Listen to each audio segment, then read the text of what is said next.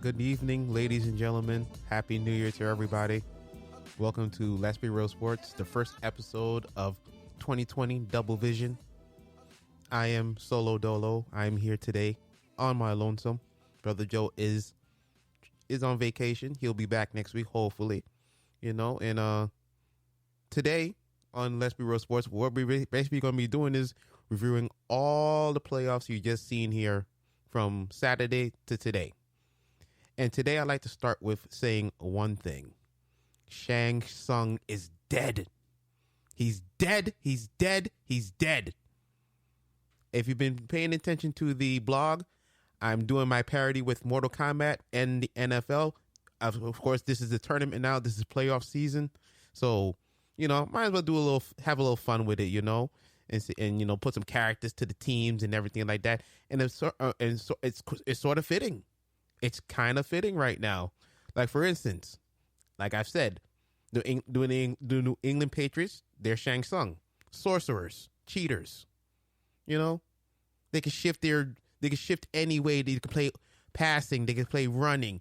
They can spread it out. All that shit. They're Shang. They're the morphers. They can morph into anything. And then last night you had the Tennessee Titans, who I designated them as Nightwolf. Mike Vrabel, former Patriot player, came into Foxborough with his wolf, Derrick Henry, 203 scrimmage yards, totally just wrecked the so-called number one defense. And let me say something, that wasn't the number one defense. You know why they became the number one defense? Because they played shit teams. They played in that shit AFC East. Like we always say, it's bullshit. No one really cares because we already know they're going to get 6 wins out of it. And then they weren't playing the top teams. But you see, when they played the top teams, what happened? DeAndre Hopkins burst Stephon Gilmore in Houston. Caught him up. They couldn't do nothing against Kansas City. And a special thank you to the Miami Dolphins for doing their thing, for doing their part in making sure the so-called GOAT in the Patriots were to play on Wild Card Weekend, and they didn't look good. Seems like Tom Brady was missing his Gronk. Huh? Missing your Gronk, Tom? Didn't have that fastball, huh? Didn't have that Verger. And I guess the payments for the rest kind of ran out, huh? Kind of just ran out. No more money exchanging. Couldn't get your way this time. I saw you a few times pouting out there like a little cunt, But it's okay. You got what was coming to you because that defense didn't want to hit that big wolf. They didn't want to hit him. They didn't want none of it. Ryan Tannehill got a playoff win in Foxborough. Who the hell would have funked that shit? Who could have thunk of that shit?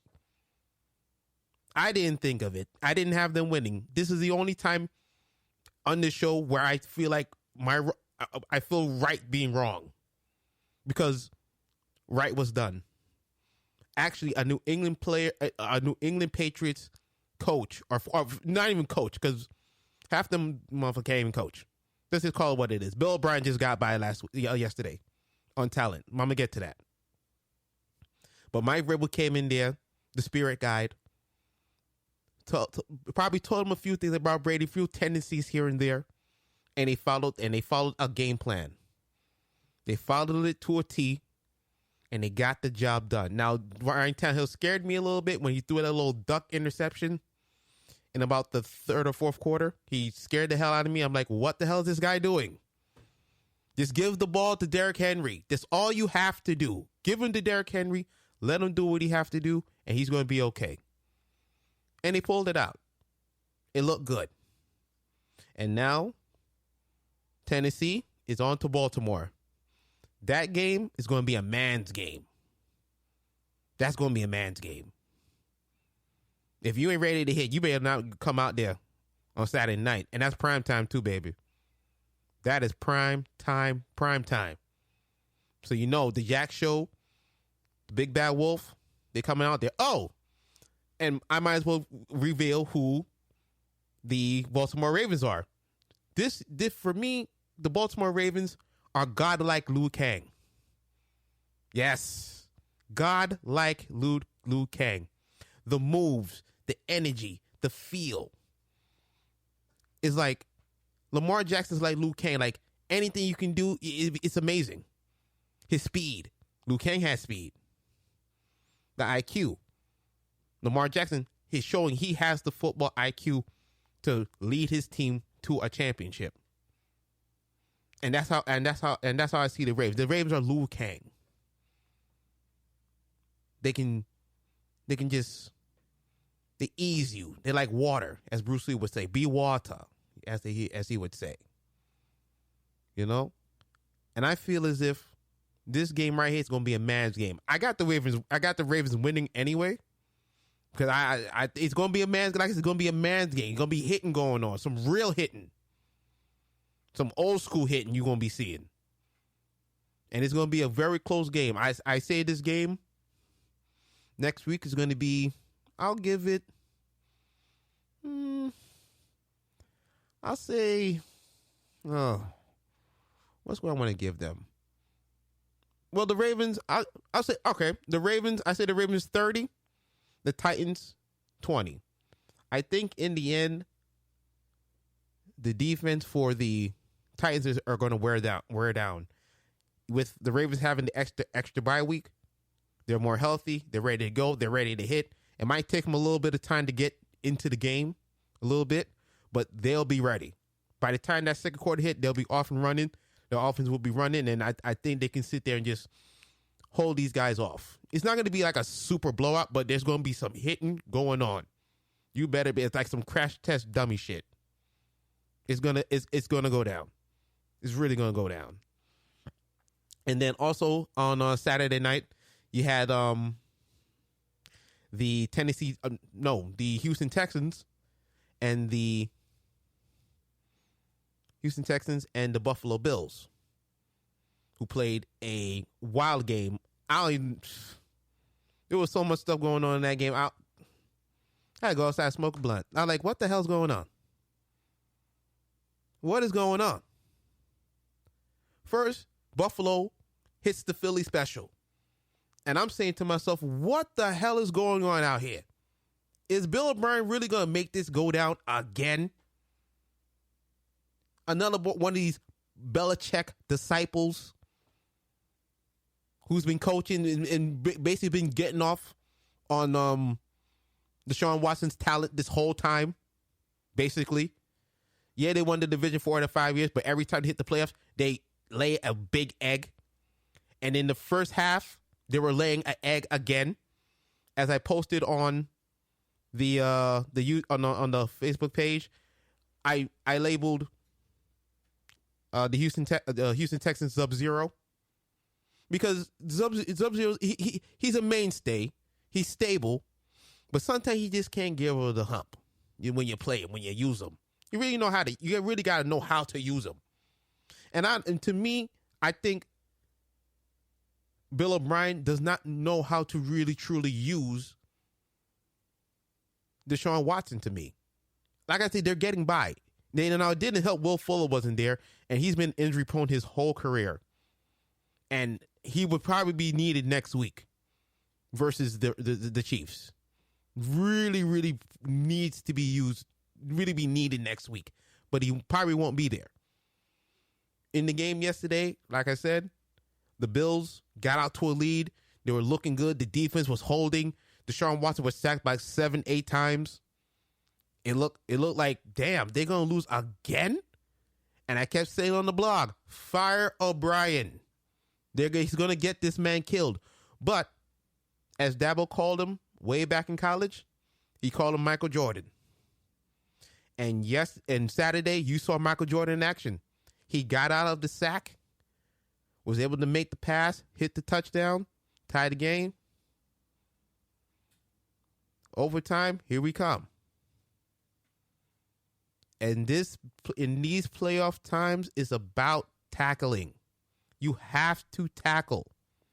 And for the Houston Texans, if you don't tackle Tyreek Hill, Kelsey, Hardman, y'all going to get blown out. Y'all ain't going to come out the same way y'all came against Buffalo. Because Showtime ain't going to let that happen. You bet your bottom dollar on that. He's had a week to rest.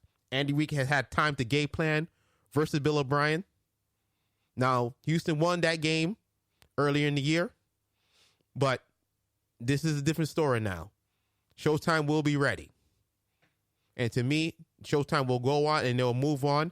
I think it's going to be, the score is going to be about, I'll say 28, I'll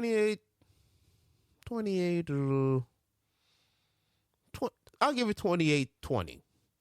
Because the Chiefs now have learned you don't have to throw over the lot all over the place. You can actually keep yourself in the game with balance. And with Showtime, he has the knowledge, he has the wherewithal to say, okay, if this is not working, let me check to run and play. Finally, they've stopped running those little orbit plays around. Like, you don't need all that right now. You don't need that in January football. Run the ball, be patient, play action pass, do what you got to do, and hopefully the Chiefs defense can hold water. That is the whole key to the game for the Chiefs versus the Texans next week. It has to be about the defense of the Chiefs. Because we already know Showtime's going to hold his own. He ain't going to fuck it up. He has never really fucked it up in the playoffs anyway. It's been about the defense. And if the defense is there, there'll be no problem. Absolutely no problem. Now, to today, what you saw today was the Minnesota Vikings. Holy shit. Kirk freaking Cousins. He actually did it. I couldn't believe my eyes when I saw Kirk Cousins lead that drive down the field. First of all, that was a terrific pass to Allen Thielen, who was having a very bad game. He fumbled the ball, had bad penalties, really wasn't really into the game. But when it mattered most, cover zero, Kirk Cousins, down the field, boom, first down. And then Kyle Rudolph on the left side of the field, easy catch, like it was nothing. Like that's like me jumping up trying to catch a 6'5" guy. Like there was no chance the DB was going to do anything for New Orleans versus a 6'6" guy in Kyle Rudolph. And the the Minnesota Vikings get out there with a win. Now, I called the Minnesota Vikings Baraka. Because they're going to fight. They're gritty. But you didn't think they really wasn't going to... No one had these guys winning in New Orleans. No one did. And if you did, you're a liar. You're a liar.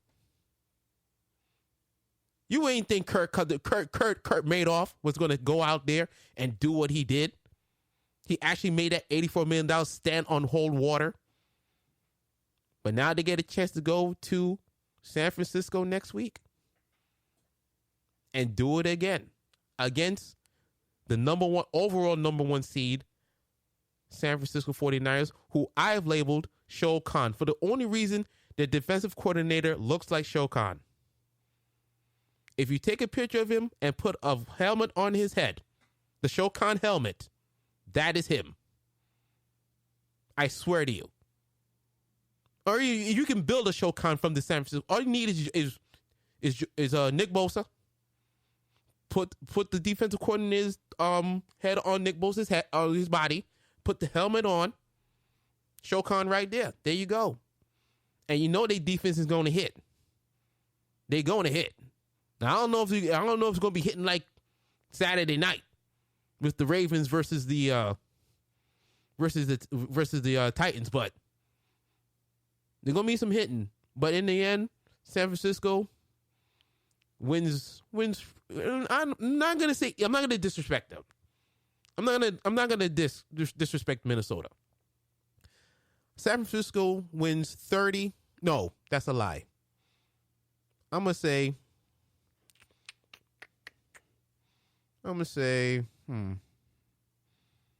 San Francisco. I'll give Sam.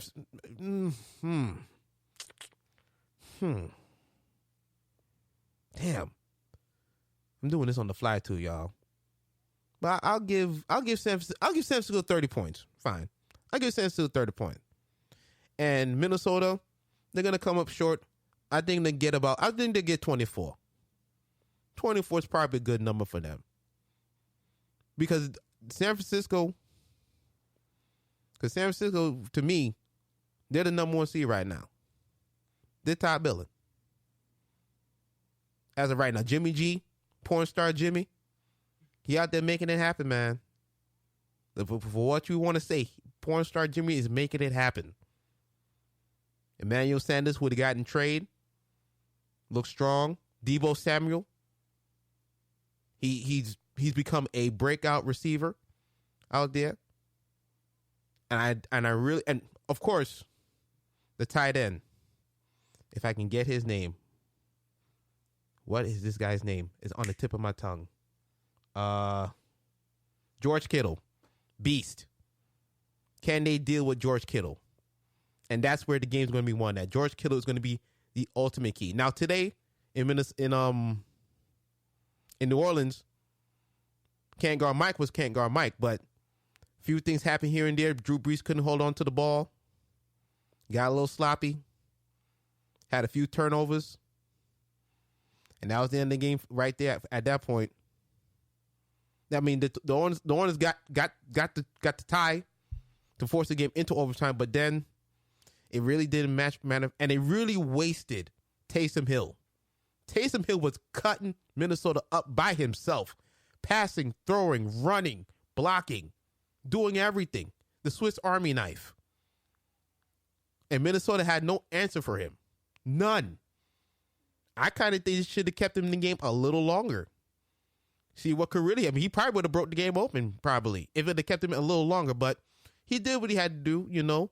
Drew Brees did what he could. But once again, another year coming up short. The Minnesota Miracle, the non-pass interference call, now this. Damn, New Orleans, what the hell, man?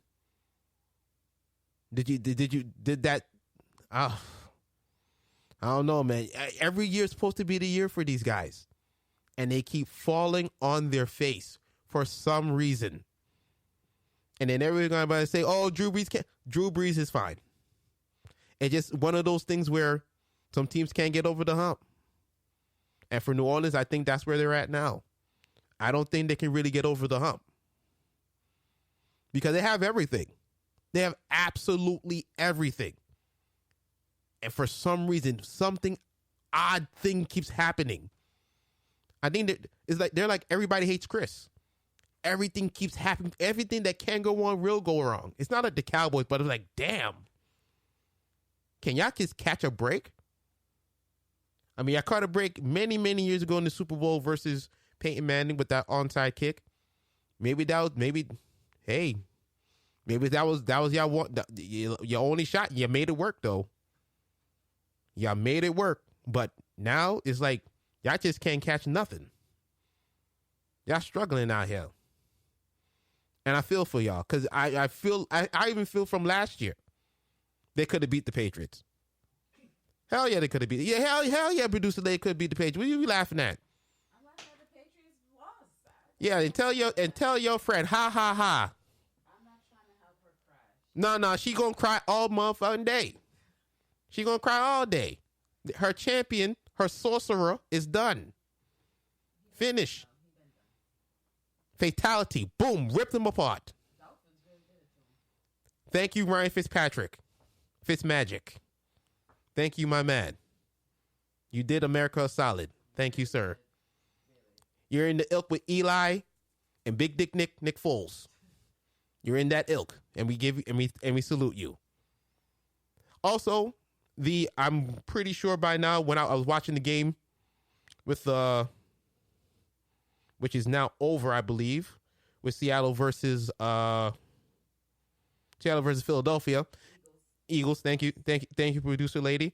And it was really nothing. And let me say something. Carson Wentz, I don't know, man.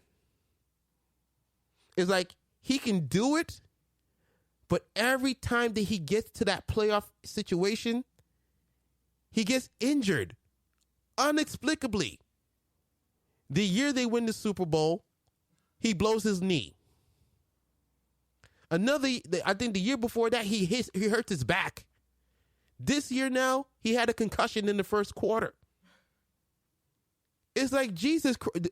Did y'all sign a blood note or something for the Super Bowl or something that y'all won? Because every time Carson Wentz is right there getting ready to make that push, we're getting ready to say, hey, all right, Carson's going to be the next. Something happens. I don't know why. Is it karma? I don't know. It's downright. I feel for Philly fans in a way, because he could have had at least 2 runs at the Super Bowl, at least 2, and he's falling apart. I don't know if he needs to build his body up. I don't know. And for what it's worth, he was working with nothing, and that's why I gave the Minnesota Vikings. The Minnesota Vikings. And that's why I gave the Philadelphia Eagles Mo Camp, because no one knew who Mo Camp was in Deadly Alliance. He was just there as a character off the street, just like a lot of the Philadelphia Eagles players off the street, off the practice squad, and he did everything he could, but for some reason he cannot stay healthy. It boggles my mind, and the Eagles need help receiving wise. When they get into this draft next year, when this year coming up, there's receivers out there. There's Jerry Jeudy, Justin Ross, T. Higgins. You got the guy Oklahoma. You got to give Carson Wentz some weapons. Some young weapons that could do something. If they could get up and get Jerry Jeudy, that'd be nice. One of the best route runners in college football today. Then they got to get something to help this guy out. Because Deshaun Jackson was a major disappointment. And he was supposed to be the guy. He was supposed to be that deep threat for Carson Wentz coming back into Philadelphia. And it just didn't happen. I mean, they lost. I saw enough. Once Carson Wentz went out the game, I just said, all right, let me just head over here now. And so said, so done. So the Seattle Seahawks now, I call them raiding. They're raiding to me. They're going to do their due. They're going to have their way. It's going to be a very weird way they do it, but they're going to get the job done, just like they did today. And they're going to head up into Green Bay. And Green Bay, the Packers, to me, is Scorpion. Why? Because Aaron Rodgers is Scorpion. Just to let you know. Because he does everything. He has all the tricks, all the mind-blowing plays. Like, goddamn, like, how did he do that? Like, oh, shit. And it keeps you in awe. And next week, this matchup is going to be huge again. And oddly enough, Russell has Aaron's number.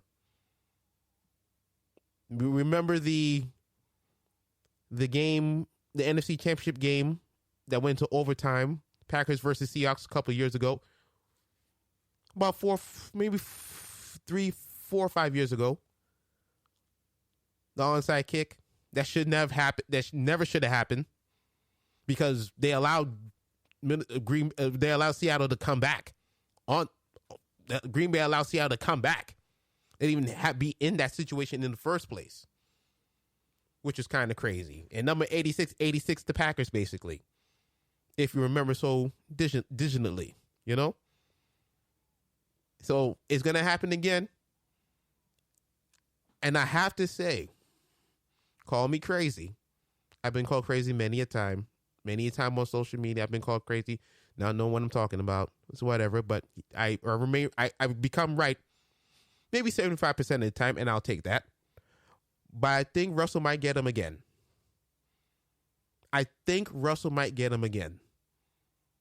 In that call. And the cold don't bother Seattle. They're in Seattle, for crying out loud.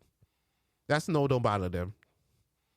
This is one of the only teams that the weather will not bother them. So it just head up. And it's crazy to me to go against Aaron Rodgers, because if it was anybody else, I'd probably be picking Aaron Rodgers. But for some reason, Russell has this guy's number. And it's going to happen again. Seattle will win this game. Seattle wins 24-17 in a tough, good game. The game's going to be good. The defense is going to come out. They're going to be sacking guys left and right. But when it's time to make money plays, Rodgers and Russ, they're going to show you why they're one of the best quarterbacks in the league today. But Russell, by a hair, will come out on top. And then, of course, it's setting up Championship Sunday. Oh, I forgot. The Kansas City Chiefs. How can I forget? The Kansas City Chiefs are Johnny Cage. Why Johnny Cage? Because when you look at the Chiefs, they're fun. They're a fun team to watch. Everybody loves watching them. Mahomes and Hill, they're going all over the place. You know, they're fun. But when it's time, recently, when it's time to grind out now and get serious, they've gotten serious. And they will kick your ass. And Johnny Cage will kick your ass once he gets really serious. And this is what I see here. And that's why I'll give you the score already with Kansas City and Houston. And then, of course, you'll set up the NFC Championship game, the Conference Championship games, excuse me. It would be Baltimore versus Kansas City, Liu Kang versus Johnny Cage. And everybody know that matchup is a hot matchup in of itself. You can go play it online right now. Mortal Kombat if you want to. That's always a good matchup. That's the battle of skill versus skill and whose skill is going to rise up better. And in the real life situation, can the Ravens finally beat the Chiefs? Because the Chiefs already have 2 wins versus these guys already. One each season. One this season and one last season. The 4th and 10 last season was crazy, of course. And if these two teams were to meet, I don't know if I don't know if I'm gonna give the Jack Show the nod on that one, because I'm always saying, hey, you gotta prove you can beat these guys if you ain't beat them yet. But we'll wait and see. Wait, you talking about Lamar Jackson? Yes. Shut the hell up. Hey, get out! Get out! I'm walking out on you. You're not kicking me out. Whatever. You know the difference. Whatever. Just like you gonna be wrong about the Clippers. Hey. We'll save that for the basketball time when the basketball time is here. We got a lot of time to go with that. Don't be fucking around now. Look, get out of pocket here. We'll have our time, miss. We'll have our time. Okay, you got me out of character and whatnot. Anyway, and also in the NFC, my prediction would go San Francisco 49ers versus Seattle Seahawks, part 3. And I don't know about that one. The first 2 games were crazy in of itself. The Monday night game earlier in the season was ridiculous. The last game of the season with the divisional line was crazy. And Pete Carroll, could you give Marshawn the ball at the 2? Don't take no penalties. Don't be taking no foolish penalties at the 2-yard line. You brought this man back for a reason. Don't be sitting there now, 1 minute left to go, and you're on the 2-yard line, and you sit there and you pass the ball again. Let's not go through revisionist history. Learn from your mistakes. Run the fucking ball, please. It's only 2 yards. Beast mode is, listen, I don't care if beast mode just came off the street. You give that man that goddamn ball. Russell been established already. You ain't guys established Russell no more. It's all about beast mode in that game. All about beast mode in that game. Please. Let's not take no false starts to get you more space to throw. We don't need that. If you're on the 2-yard line, 4th quarter, with seconds left to go, you run that goddamn ball. Nah. It has to be said, producer lady. This fucking idiot gave Tom Brady a chip because he didn't want to give Marshawn the fucking ball. He can say all the fuck he want. That is true. You give Marshawn that goddamn ball. I'm not disagreeing. You give Marshawn that ball. If y'all meet, if my prediction comes true, you give Marshawn that fucking ball. You hear me? Come on, man. I play man for crying out loud. I know to run the ball. I'm ready. I'm more running 4 motherfucking times. I'm not passing it one time. I got beast mode. That's all I need. Hey, you talking about? Anyway, the 30 minutes went by so fast, ladies and gentlemen. I thank you so much for bearing with me. If you're sleeping at this point, I apologize. I did what I could to give you what I got. I'm not in the best health. I'm coming out from a cold. Try to give you the best I could give of me. And that's all I could give. So if you're with me here, I thank you. I thank you for watching.